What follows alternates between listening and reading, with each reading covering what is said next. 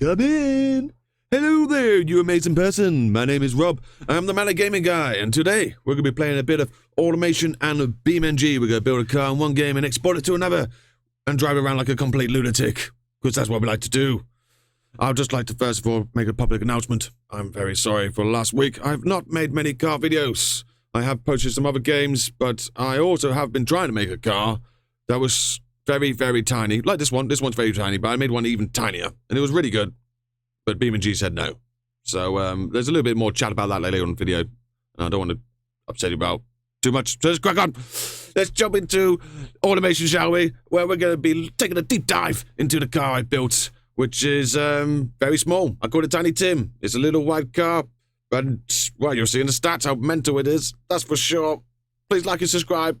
I'll see you midway in the video. So just a little bit of backstory before we get into the new car, which is Tiny Tim. This one here. We are going to be looking at this car.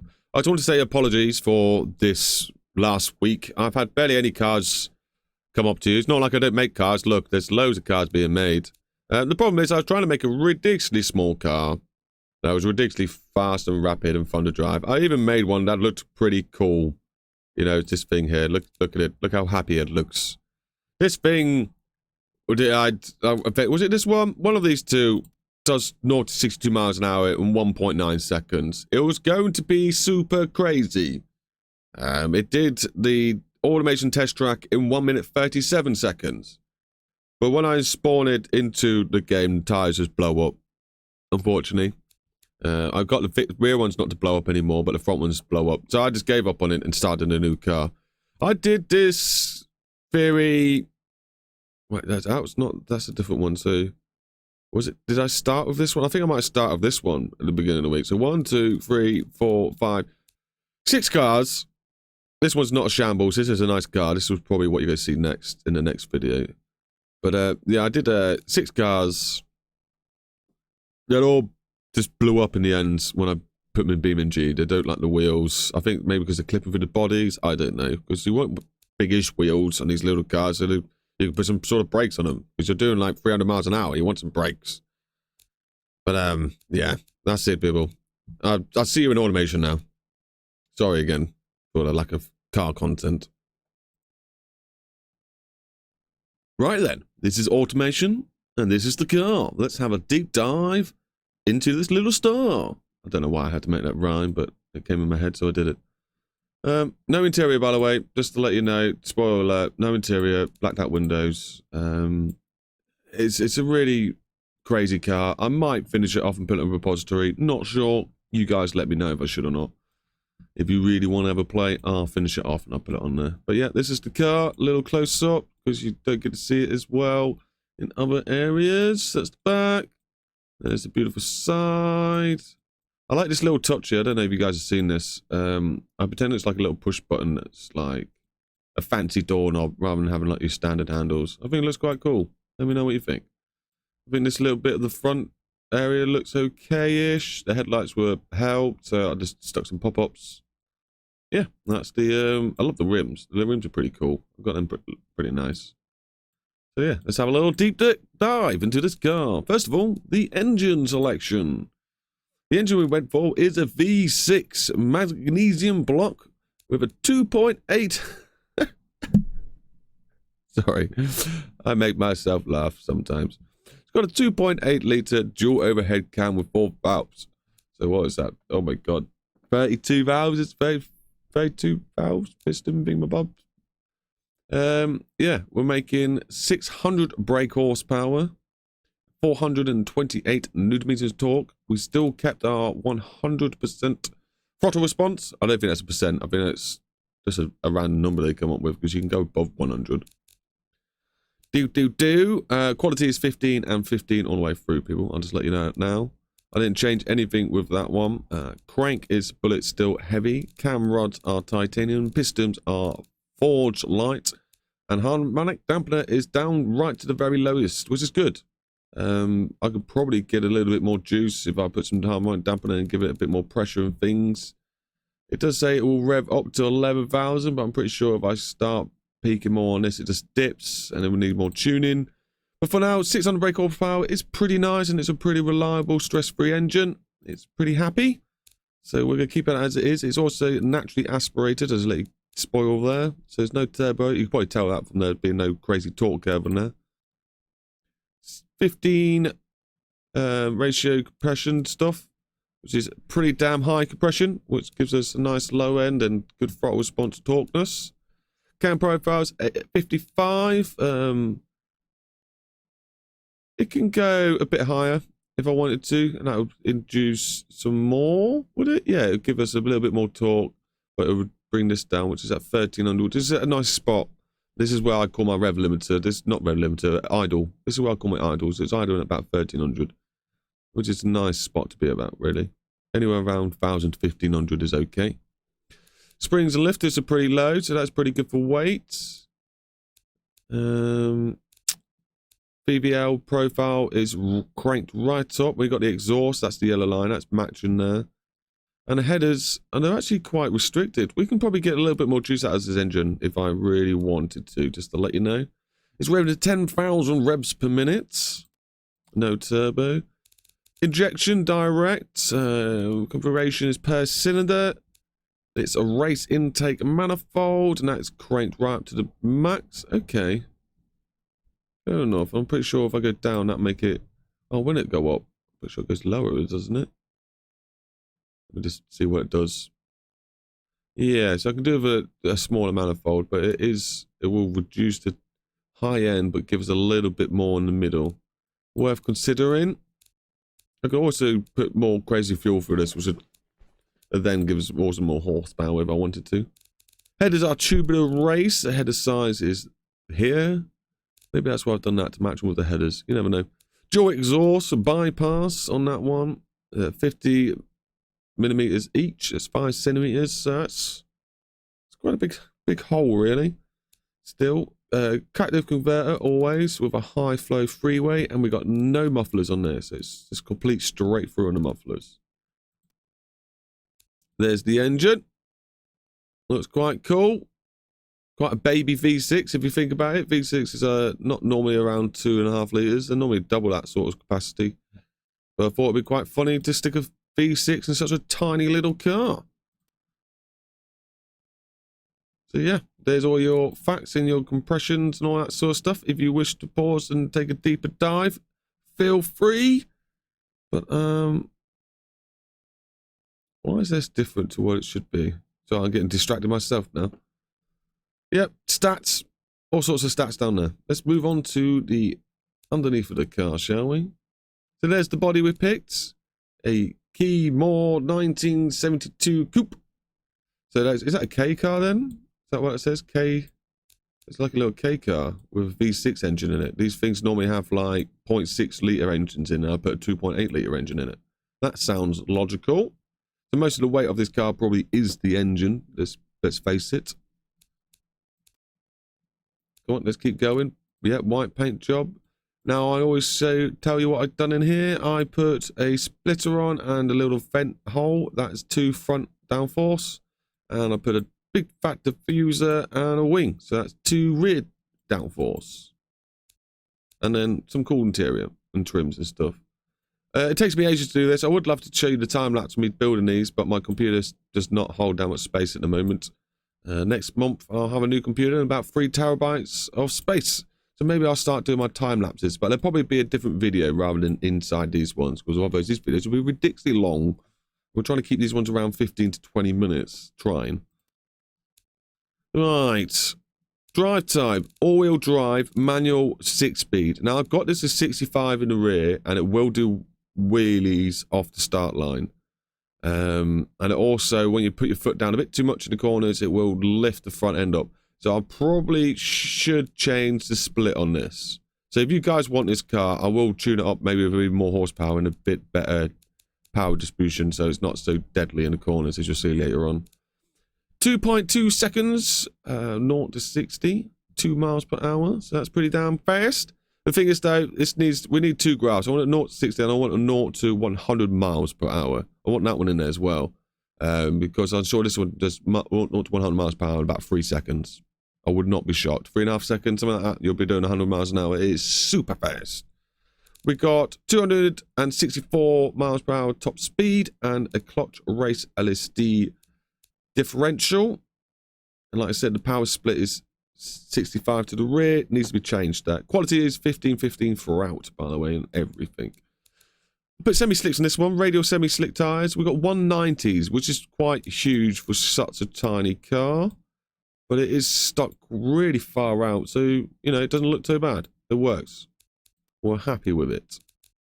They're 16-inch, by the way. So they look ginormous, don't they? They look like they're maybe 19s, 18s. But no, the car is just that small. 16-inch wheels look big. Magnesium rims, of course. And I kept the wheels quite square. Yeah, they're square all round, even the profile. Brakes are ceramic, and I'm pretty sure they got a hole graft. Yeah, considering it looks like this, it's not too bad at braking, but I think because I've got all the traction controls and stuff that you'll see later turned off, you can't turn anything off. You can only put it in sport mode. And I think sport mode might come with ABS. I don't know if that's maybe a setting in BeamNG I need to rechange. We'll have a look into that maybe. You don't really need anything else about that. Downforce, race diffuser, active wing. I've got my settings so the front downforce is more on than the rear. I tend to dance a lot with these cars. Race basic entertainment, quality right up. That's mainly done for the weight, to keep the weight really low. I'm gonna have a sip of my tea now. Ah, that's nice. Steering is this manual rack and pin, but it doesn't feel that heavy because this car's so light. It's actually not too bad. Traction aids are none. So yeah, it shouldn't have ABS at all, even in sport mode. I don't know why it's got sport mode in BeamNG. Safety, why has it done this to me? This should be on standard and even lower. So yeah, I will redo this car if I put it on repository, so I can get this car even lighter and I can get this steering probably a bit better as well. So something food for thought to consider, because what's the balance at the moment? It's 561 kilograms light. So yeah, just a little bit over half a ton. It's 50-50 weight distribution. So that's amazing. I'm pretty sure I put the engine in the rear. There you go, mid-engined. Stupid light car. Revs to 10,000 revs per minute with a V6, 601 brake horsepower. You think 601 brake horsepower isn't much, but you got to almost double it. It's just shy of doubling it. So this car per ton is probably about 11,000 brake horsepower per ton. But it's nimble, it's light. As soon as you come off the throttle, you're down to a car that weighs 561 kilograms, which was just ridiculously responsive and crazy in the corners. This one is a bit too nuts in the corners, hence why I keep saying I need to change the differential and things, because it's a bit light in the front. As soon as you put your foot down, the front end just lifts up a bit too much. But we're going to make it lighter and change the balance in the future. If you guys want it, let me know in the comments if you really want to drive this car. And I'll finish it off. Springs are active sport, dampers are semi-active, and sway bar is passive. Settings are crazy. I need to start doing a more advanced tuning guide soon, because we've got tow-in and, you know, it's all starting to come to me. I'm slowly starting to get proper grips of it, because, you know, getting grip in the front end, softening the ends, stiffening the ends, sway bars and stuff. It's a lot to take in. You know, you've got a lot of variables to change, but I'm slowly getting it. Having tow-in's quite nice. I want caster next, please, devs. I need some caster thrown in here. Like, you need 2 of these settings. Like, there's so more settings to do with suspension and tuning to get cars to go nice. But they're getting there. It's early access, and it's amazing that fact we can even drive these cars in a different game. So, touche to that. Done that one. Right, driving stats. Drivability is 37. Yeah, I don't recommend you any old chap jumping in his car and driving it. Yeah, see, I had this perfect. So things have changed. I don't know what have changed. Oh yeah, because I did all the detailing afterwards, and it does change the stats a little bit. So that'd be why I need to jump back in here and change this stuff, because I did have grip down to 0.1, I think, and I'm pretty sure circuit test was 0.2 or 0.1 as well. So something needs correcting around here. But there you go. There's some cool stats for you. Sportiness 154. That's definitely one of the highest I've got so far. Definitely one of the highest. I keep wanting to bring up the other cars, but I can't remember if I've done how all I'm going to be putting this footage in. But yeah, those other cars that I made were tedious. So I am very sorry again. I will announce my sorries for the lack of video-ness. 1 minute 43 around the track. That's quick. But not as quick as one of the other cars I made, which, unfortunately, when I loaded into BeamNG, the tires just blow up. I made a car that did a 137 around this track.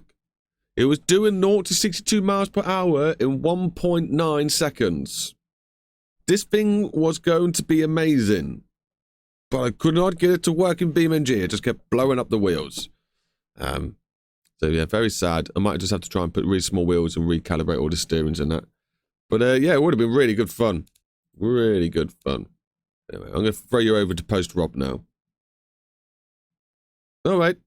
We should probably have a look at these said. I always skip this bit. I don't know why. I'm sorry. You know, I go through here and I click on these bits. Markets. No one wants this car, by the way. Performance-wise, yeah, there you go. 2.2 seconds. 120 kilometers. The rest of it, basically, 1.2 seconds. So it's a free... You know, 3.4 seconds to get to 100 miles per hour. No, yeah. No. Something like that? I don't know. Quarter mile is under 10 seconds. That's always nice. 9-second car. It's a 9-second car, people. Mental. Quarter of a mile is done in 16 seconds. That is mental. Mental. Blows my mind. Anyway. And then obviously you've got these ones here. If you've got none of these showing up, touche to you. But if you're trying to make an extreme car that goes crazy, you want a lot of these things showing up. Hence why I always have them. Just no red ones. You're okay as long as you've got no red ones. Ideally, you want to get rid of the yellow ones, but that's not going to happen if you're making a race car. You've got to remember these car and engine suggestions are done for public, not for people on racetracks. So they need, like, you know how they got settings over here?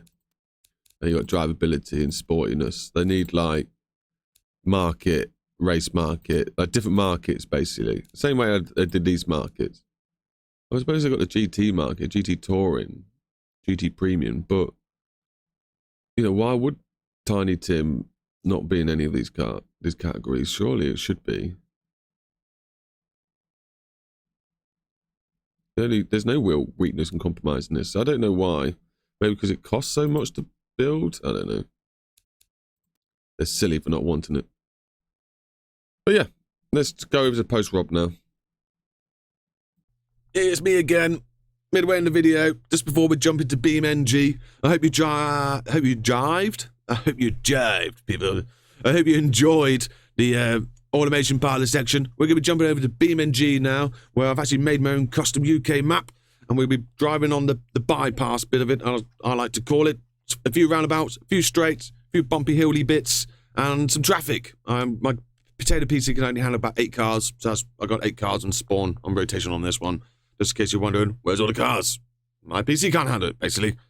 So please like and subscribe, and I'll see you at the end of the video.